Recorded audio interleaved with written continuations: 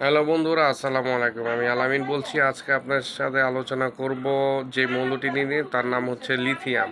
Lithium হলো একটি রাসায়নিক মৌল যার প্রতীক Li। পারমাণবিক সংখ্যা হচ্ছে 3। এটি পর্যায় সারণীর ক্ষার ধাতু গ্রুপের একটি উপাদান। পৃথিবীতে পাওয়া সবচাইতে হালকা ধাতু হচ্ছে লিথিয়াম। লিথিয়ামের বৈশিষ্ট্য: প্রাকৃতিক অবস্থান: এটি প্রধানত খনিজ পদার্থ যেমন স্পোডোনিউমিন, লিপিডোলাইট থেকে পাওয়া যায়। লিথিয়াম প্রাকৃতিকভাবে সমুদ্রের পানিতেও কিছু পরিমাণ বিদ্যমান। শারীরিক অবস্থায় এটি একটি নরম রূপালি সাদা ধাতু।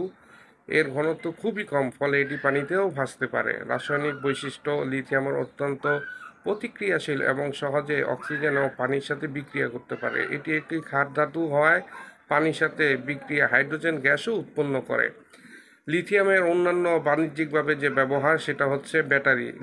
লিথিয়াম আয়ন ব্যাটারি তৈরিতে এটি ব্যবহৃত হয়, যা স্মার্টফোন, ল্যাপটপ এবং বৈদ্যুতিক গাড়িতে ব্যবহৃত হয়। চিকিৎসা: মানসিক স্বাস্থ্য সমস্যায়, বিশেষত বাইপোলার ডিসঅর্ডার এবং বিষণ্ণতা নিয়ন্ত্রণে লিথিয়ামের কার্বনেট ব্যবহার করা হয়। শিল্পক্ষেত্রে সিরামিক কাঁচ তৈরিতে লিথিয়াম অক্সাইড ব্যবহার করা হয়। গ্রিস তৈরিতে লিথিয়াম হাইড্রোক্সাইড ব্যবহার করা হয়।